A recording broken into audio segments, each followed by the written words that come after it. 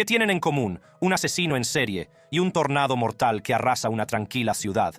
Miedo, caos y trágicas consecuencias para todos los implicados. Prepárese para dejarse atrapar por las escalofriantes historias de los 10 asesinos en serie más irrespetuosos jamás conocidos. No eran asesinos ordinarios. Se deleitaban cometiendo actos inimaginablemente espantosos que le dejarán horrorizado. Desde crueles rituales hasta indescriptibles mutilaciones, sus horripilantes actos le helarán la sangre. Número 10. Albert Fish. Cuando un asesino en serie recibe apodos como el vampiro de Brooklyn, el maníaco de la luna, el hombre lobo de Wisteria, el hombre gris y el hombre cuco, se sabe que se trata de un individuo gravemente trastornado. Nacido en 1870 en Washington, D.C., la vida de Albert Fish estuvo plagada de un pasado inquietante y turbulento. Abandonado por su padre, cayó en las garras de un despiadado orfanato, donde sufrió abusos físicos y sexuales indescriptibles. Las cicatrices grabadas en su cuerpo eran testimonio de la oscuridad que le consumía. Cuando Fish maduró, sus deseos monstruosos afloraron con fuerza. Se fijaba en los más inocentes e indefensos, seleccionando meticulosamente a sus víctimas. Las escalofriantes historias de sus crímenes harían temblar de miedo hasta a las almas más valientes. Pero descubramos un aspecto especialmente inquietante del desvarío de Fish. Aunque fue juzgado y declarado culpable de violar, matar y canibalizar a 3 niños a principios del siglo XX, se jactaba de haber acabado con la vida de un centenar de niños. Sí, han oído bien, 100 vidas inocentes cegadas por sus retorcidas manos. Es un nivel de depravación que asombra a la mente. Una de sus víctimas fue Grace Budd. El secuestro de Grace Budd es aún más inquietante por el hecho de que Fish había conocido a toda su familia de antemano, haciéndose pasar por un hombre interesado en contratar al hermano mayor de Grace, Edward. Se ganó su confianza y se coló en su casa. Pero la cosa empeoró.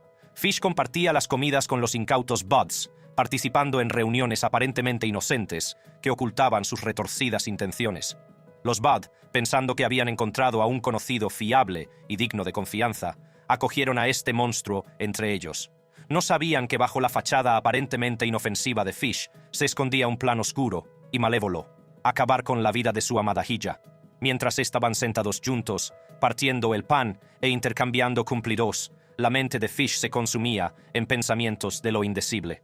Mientras tanto, planeaba cuidadosamente la muerte de Grace. Después de secuestrar a Grace Budd, Fish envió una carta a su madre. En esa escalofriante carta, escribió: «El domingo 3 de junio de 1928 te visité en el 406W de la calle 15. Te traje queso y fresas. Almorzamos. Grace se sentó en mi regazo y me besó. Decidí comérmela». Describió con vívidos detalles cómo atrajo a la inocente chica, la estranguló y luego procedió a cortarla en pedazos, entregándose al horrible acto de consumir su carne en el transcurso de 9 espantosos días.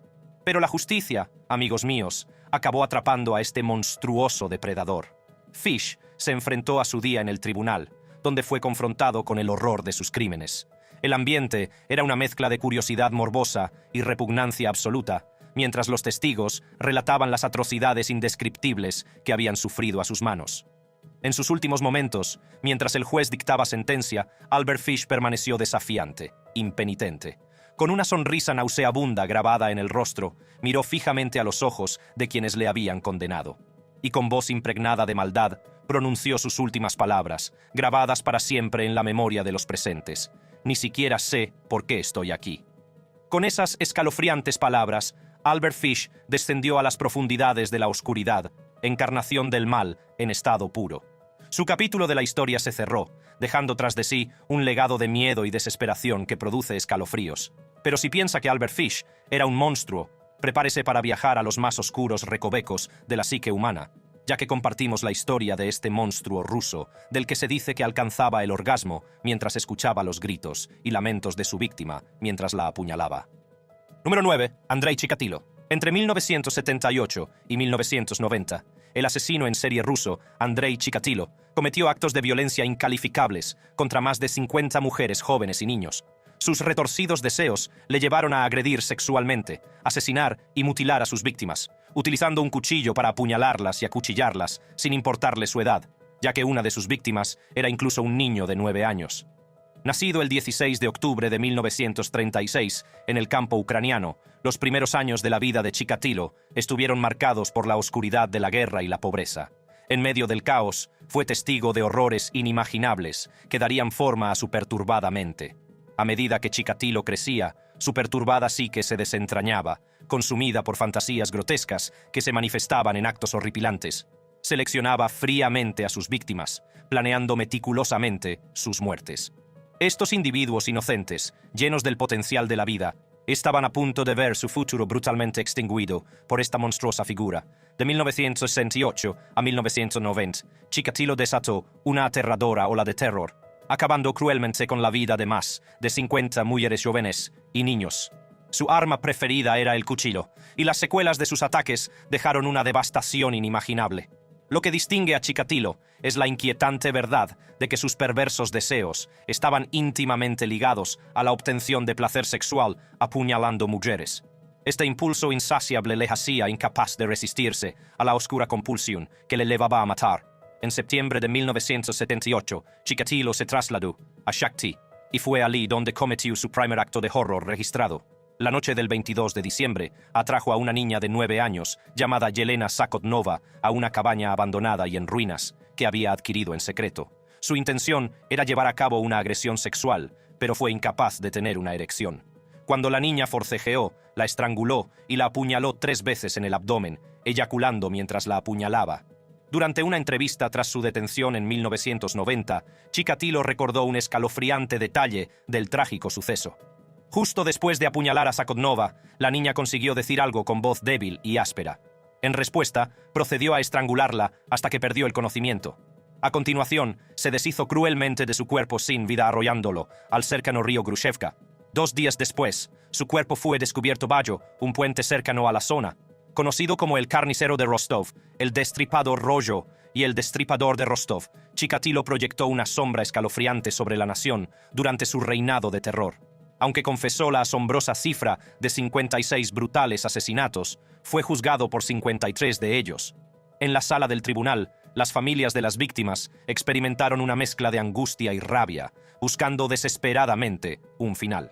Las abrumadoras pruebas expusieron las profundidades de la naturaleza sádica de Chikatilo, sin dejar ninguna duda de su culpabilidad. Cuando el juez se disponía a pronunciar el veredicto final, la serena fachada de Chikatilo se derrumbó y pronunció sus últimas palabras: «No me vuelen los sesos». Con esas inquietantes palabras, Andrei Chikatilo selló su propio destino, grabando su nombre en los capítulos más oscuros de la historia como uno de los asesinos en serie más desquiciados e infames que el mundo haya presenciado jamás.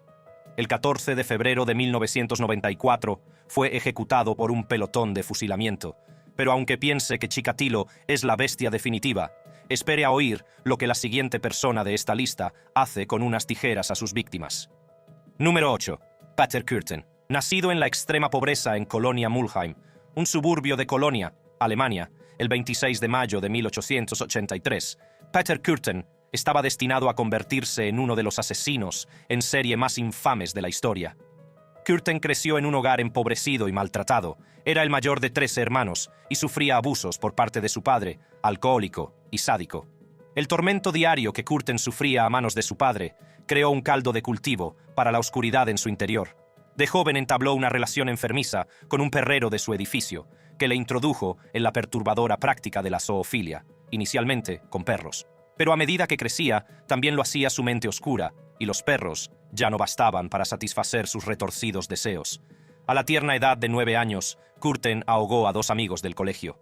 El primero fue empujado por la borda, y cuando el segundo se zambulló para salvarlo, Kürten mantuvo a ambos bajo el agua hasta que se asfixiaron. Pero no acabó ahí. La desviación sexual de Kürten evolucionó al llegar a la adolescencia, extendiéndose a animales de corral como ovejas y cabras. Descubrió un retorcido placer en apuñalar a los animales durante el coito, lo que alimentó aún más su oscuridad. A los 16 años, se dedicó a la pequeña delincuencia, huyendo de su abusivo hogar y siguiendo un camino que le llevó a una serie de condenas de prisión. Cada encarcelamiento solo sirvió para amplificar la rabia de Kürten contra la sociedad y profundizar su capacidad para el mal. La reclusión en régimen de aislamiento solo le hizo más malvado, ya que le dio tiempo suficiente para imaginar actos sexuales brutales. Incumplía deliberadamente las normas de la prisión para prolongar su tiempo en aislamiento, deleitándose en las profundidades de sus perturbadores pensamientos. Tras su liberación, las agresiones sexuales se convirtieron en su tarjeta de visita. Su primera víctima fue Apollonia Kuhn, a la que tendió una emboscada y apuñaló brutalmente con unas tijeras, pero milagrosamente sobrevivió.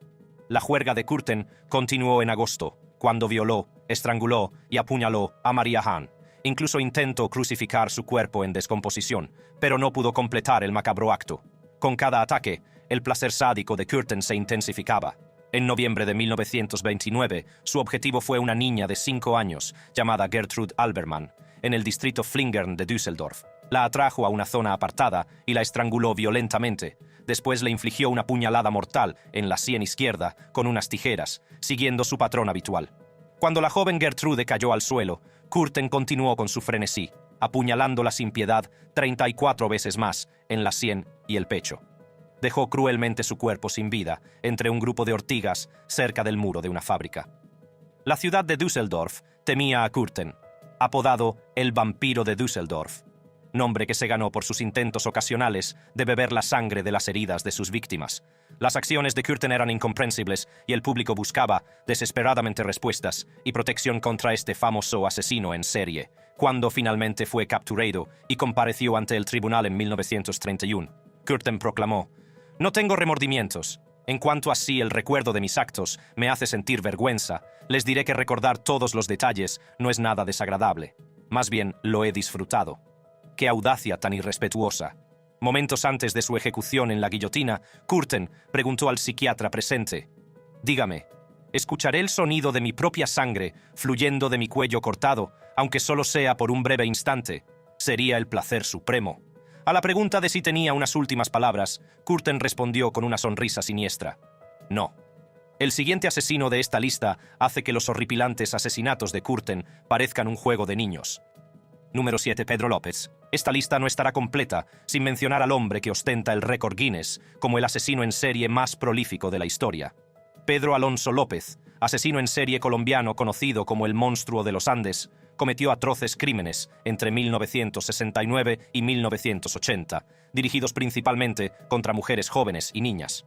López cometió asesinatos y violaciones, y se calcula que el número de víctimas es de al menos 110. Sin embargo, afirmó que se había apoderado de la mayoría de las víctimas. Sin embargo, afirmó haber acabado con la vida de más de 300 personas. Nació en Colombia en 1948, en un lugar llamado Venadillo, Tolima. Su madre trabajaba como prostituta y su padre había sido asesinado en una época violenta llamada la violencia, antes incluso de que Pedro naciera. Al crecer, Pedro tuvo una vida dura. López fue expulsado de casa a los 9 años, cuando su madre le sorprendió intentando abusar de su hermana. Sin hogar, López vagó por las calles de Bogotá y siempre sufrió abusos sexuales. A los 12 años, fue adoptado por una familia de inmigrantes norteamericanos, pero huyó tras ser agredido sexualmente por un profesor. En 1969, Pedro se metió en problemas y fue enviado a prisión por robar un coche. Mientras estaba allí, otros 4 presos le atacaron y le violaron. Fue realmente brutal. Pero Pedro no dejó que se salieran con la suya. Cuando tuvo la oportunidad, fue a por esos presos y los mató. Dijo que lo hizo para defenderse. Las autoridades no lo vieron así y le condenaron a 2 años más de cárcel. Tras salir de la cárcel, López emprendió un escalofriante viaje por Sudamérica. En 3 países vecinos, un repentino aumento de la desaparición de chicas jóvenes hizo temer que se tratara de trata de seres humanos o que estuviera implicado en redes de prostitución. A pesar de estas sospechas, las autoridades carecían de pruebas concretas o de sospechosos viables. Sin embargo, todo cambió en abril de 1980, cuando una inundación cerca de Ambato, Ecuador, dejó al descubierto los restos de 4 niñas desaparecidas. Poco después, Carvina Poveda vio a López saliendo del mercado Plaza Rosa con su hija María, de 12 años. Rápidamente pidió ayuda y lo persiguió. López fue detenido por la gente del pueblo y entregado a la policía. Las autoridades empezaron a sospechar que habían detenido a un individuo peligroso. Aunque se negó a confesar, las autoridades disfrazaron a un sacerdote y lo metieron en la misma celda que a López. El sacerdote se ganó su confianza y López le confesó todas sus atrocidades. Al ser interrogado sobre por qué cometió los asesinatos, López supuestamente declaró: «Perdí mi inocencia cuando tenía 8 años. así que decidí hacer lo mismo con el mayor número posible de niñas. Tras su confesión, guió a las autoridades hasta los restos de 53 víctimas, y sus admisiones acabaron por confirmar un total de 110 asesinatos en Ecuador. En 1980, López fue declarado culpable de estos crímenes y condenado a 16 años de prisión, la pena máxima permitida en Ecuador en aquella época. Y aunque López sea un asesino de récord, la forma en que este tipo atrae a sus víctimas utilizando trucos de magia es aún más despreciable.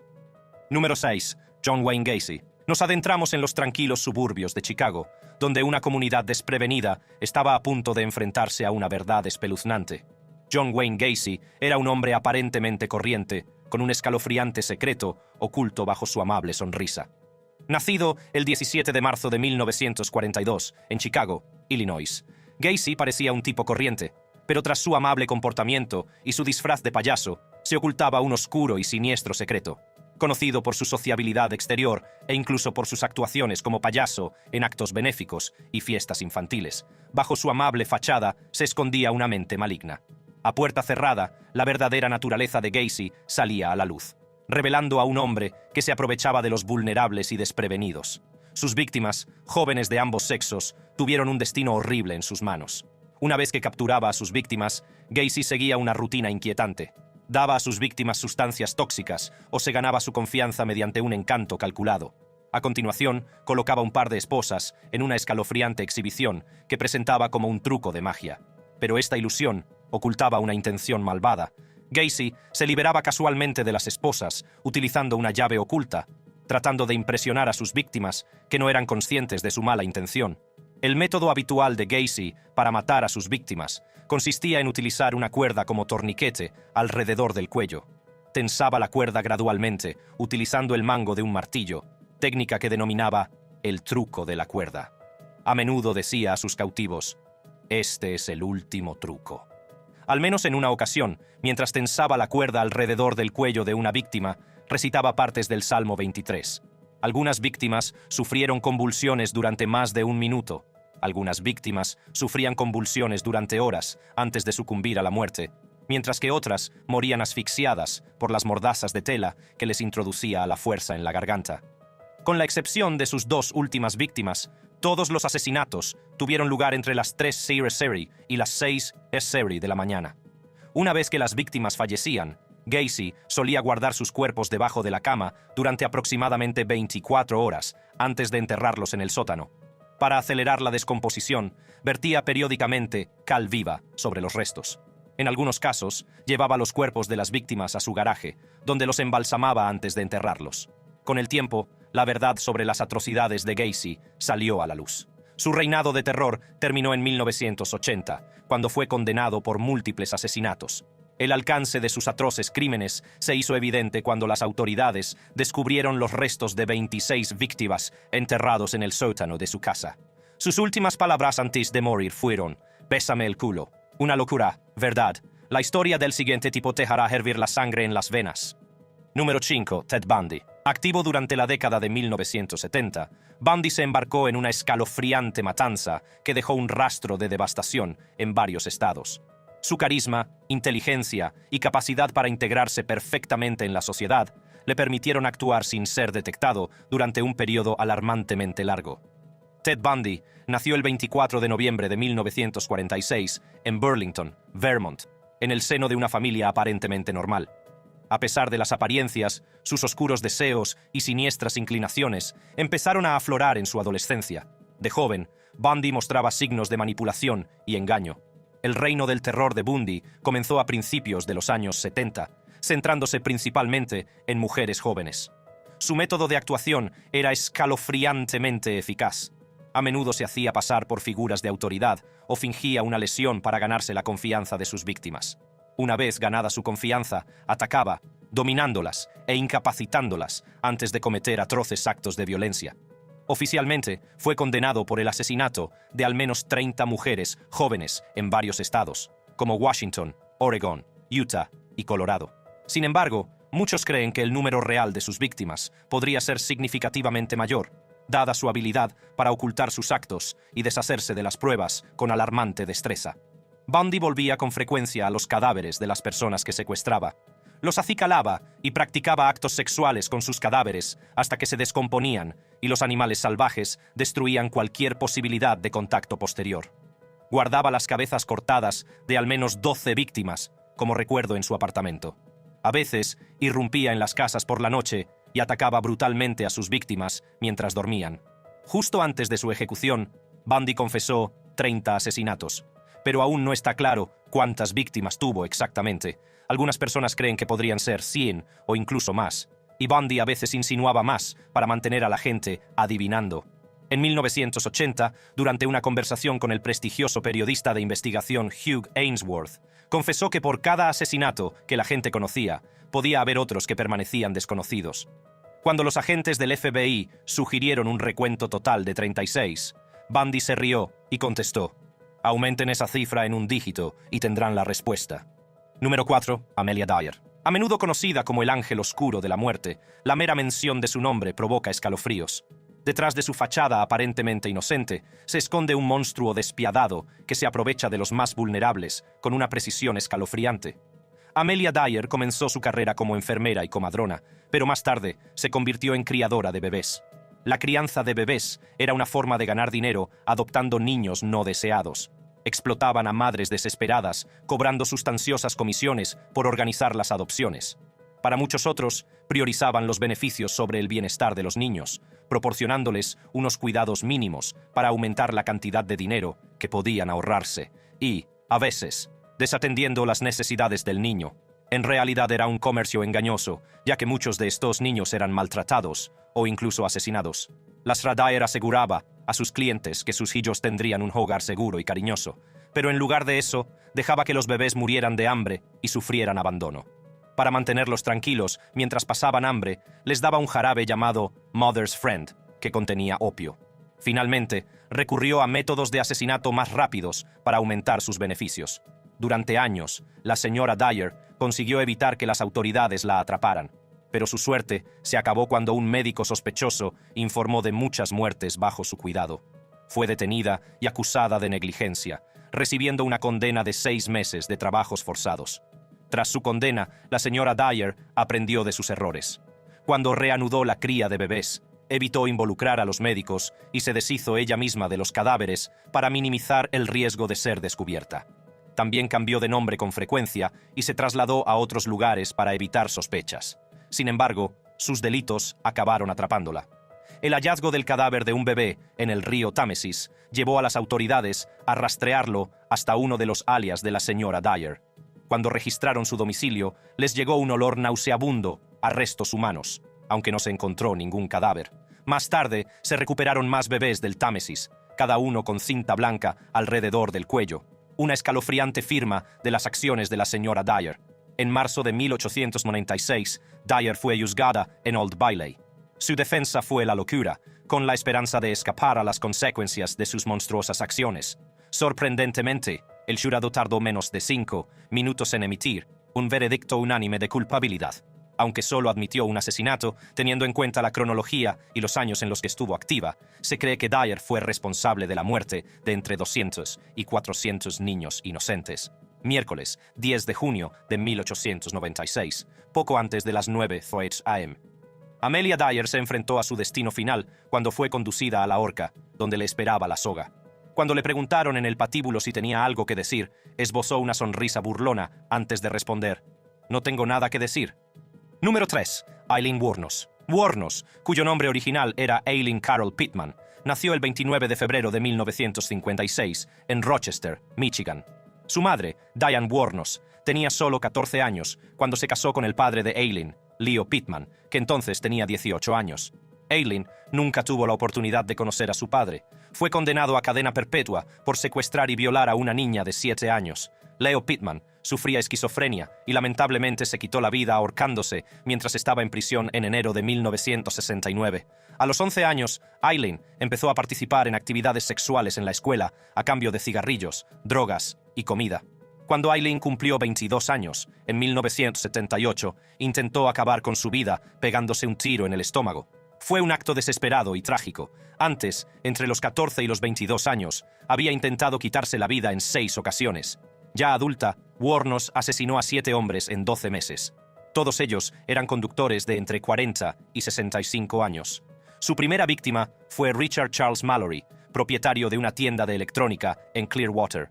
Su cuerpo fue encontrado a varios kilómetros de distancia, en una zona boscosa. Le habían disparado varias veces con una bala en el pulmón izquierdo. David Andrew Spears, trabajador de la construcción de 47 años, fue otra de las víctimas de Alien, que recibió 6 disparos. El 14 de enero de 1992, Wuornos fue juzgado por el asesinato de Richard Charles Mallory. En Florida, la regla Williams permitía a la acusación presentar pruebas de sus otros delitos para establecer un patrón de conducta ilícita. Esto se hizo para reforzar el caso contra ella. El 27 de enero de 1992, Wuornos fue declarada culpable del asesinato de Mallory y el testimonio de un cómplice llamado Moore contribuyó a su condena. Durante la sentencia, los psiquiatras convocados por la defensa declararon que Wuornos sufría inestabilidad mental. Le diagnosticaron trastorno límite de la personalidad y trastorno antisocial de la personalidad. Solo 4 días después, Wuornos recibió su sentencia, la pena de muerte. La gravedad de sus crímenes y las pruebas presentadas llevaron a que se le impusiera la pena de muerte. Pero la cosa se pone aún más interesante. En una petición al Tribunal Supremo de Florida, en 2001, la impenitente Wuornos expresó su deseo de destituir a su abogado y poner fin a todas las apelaciones en curso. Hizo una declaración directa, admitiendo: «Maté a esos hombres», escribió. «Les robé tan frío como el hielo, y lo volvería a hacer. No hay ninguna posibilidad de mantenerme con vida ni nada, porque volvería a matar. Tengo el odio arrastrándose por mi sistema. Estoy tan harta de oír eso de «está loca». He sido evaluada tantas veces. Soy competente, cuerda, y estoy tratando de decir la verdad. Soy una persona que odia seriamente la vida humana y volvería a matar». Número 2. Luis Garavito. Luis Alfredo Garavito Cubillos, nacido el 25 de enero de 1957, adquirió notoriedad bajo el nombre de La Bestia. Es un asesino en serie colombiano con antecedentes como agresor sexual, pederasta y necrófilo. En octubre de 1999, admitió los horribles crímenes de violación, tortura, mutilación y asesinato de 147 menores. Sus víctimas eran principalmente hombres jóvenes y niños de la región occidental de Colombia. El alcance y la brutalidad de sus crímenes conmocionaron al país. A partir del otoño de 1980, Garavito se embarcó en una espeluznante oleada de torturas y violaciones de menores de entre 6 y 16 años.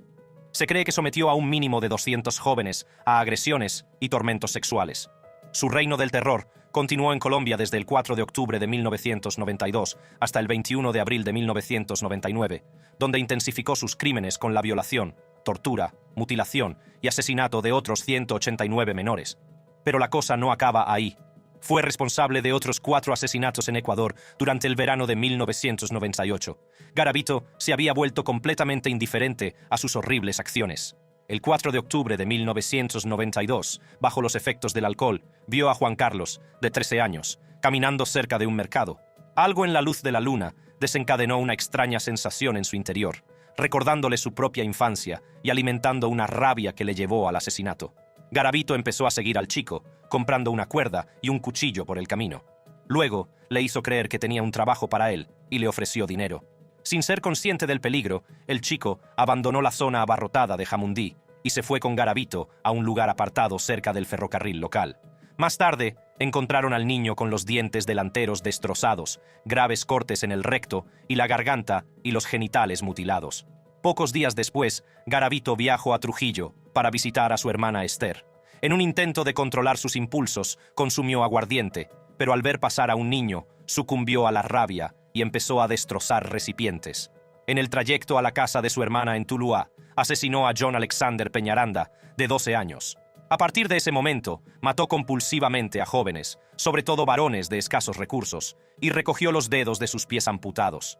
En 1993, Garavito empezó a cortar el abdomen de los niños pequeños que secuestraba. Los niños solían ser molestados y torturados simultáneamente durante periodos prolongados, con métodos que iban desde ser apuñalados con un destornillador en las nalgas, las manos y los pies, hasta desollarles las nalgas con cuchillas rotas que Garavito había colocado entre los dedos. Mientras estaban vivos, Garavito les seccionó los genitales y se los introdujo en la boca. Fueron extensamente golpeados, quemados, pisoteados y a menudo presentaban cortes profundos en la espalda, el vientre y la garganta. En algunos casos, se abusaba sexualmente de ellos mientras les salían los intestinos por el vientre, se les empalaba por el ano y por la boca, y se les apuñalaba más de 100 veces. Garavito cumple actualmente condena en una prisión de máxima seguridad de Valledupar, en el departamento de El Cesar, Colombia. Número 1. Jeffrey Dahmer. Jeffrey Lionel Dahmer, conocido como el caníbal de Milwaukee o el monstruo de Milwaukee, fue un asesino en serie y delincuente sexual estadounidense. Entre 1978 y 1991, cometió actos espantosos, asesinando y descuartizando a 17 hombres. Sus crímenes incluían necrofilia, canibalismo y conservación de partes del cuerpo. La fascinación de Dahmer por los animales muertos comenzó a una edad temprana, cuando su padre sacaba huesos de animales debajo de su casa. Se obsesionó con los huesos, a los que se refería como sus fiddlesticks, y buscaba más huesos y examinaba animales vivos para estudiar sus estructuras óseas. Su primer asesinato tuvo lugar en 1978, cuando recogió a un autoestopista llamado Stephen Mark Hicks. Dahmer atrajo a Hicks a su casa con falsos pretextos. Dahmer se sintió atraído sexualmente por Hicks cuando lo vio sin camiseta al borde de la carretera. Sin embargo, sabía que Hicks no estaría interesado en ninguna insinuación por su parte. Después de pasar unas horas hablando, bebiendo y escuchando música, Dahmer no quería que Hicks se fuera, a pesar de que Hicks quería irse. Dahmer atacó a Hicks, golpeándole 2 veces por detrás, con una pesada mancuerna, mientras estaba sentado en una silla. Cuando Hicks perdió el conocimiento, Dahmer lo estranguló hasta matarlo con la barra de la pesa. Luego, le quitó la ropa a Hicks y le exploró el pecho con las manos, mientras se masturbaba. Más tarde, ese mismo día, Dahmer llevó el cadáver al sótano. Al día siguiente, Dahmer descuartizó el cuerpo de Hicks en su sótano. Luego, enterró los restos en una tumba poco profunda en su patio trasero. Al cabo de unas semanas, desenterró los restos y separó la carne de los huesos. Utilizó ácido para disolver la carne y se deshizo de la solución tirándola por el retrete. Dahmer aplastó los huesos con un mazo y los esparció por el bosque que había detrás de la casa de su familia. Al describir su ritmo creciente de asesinatos antes de su detención, Dahmer admitió que le consumía un deseo constante y abrumador de estar con alguien, aunque fuera a la fuerza. Tenía fijación por encontrar individuos atractivos, y esta obsesión ocupaba sus pensamientos durante todo el día. Dahmer también explicó que había conservado 7 cráneos y 2 esqueletos completos, porque pensaba crear un altar personal con los cráneos de las víctimas.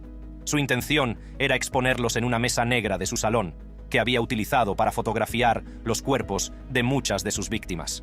Durante una entrevista realizada el 18 de noviembre de 1991, se le preguntó a Dahmer por la finalidad del altar que había planeado. Reveló que estaba dedicado a sí mismo, ya que era un lugar en el que podía tener una sensación de pertenencia. Lo describió como un espacio para la meditación, donde creía que podía obtener una sensación de fuerza y control.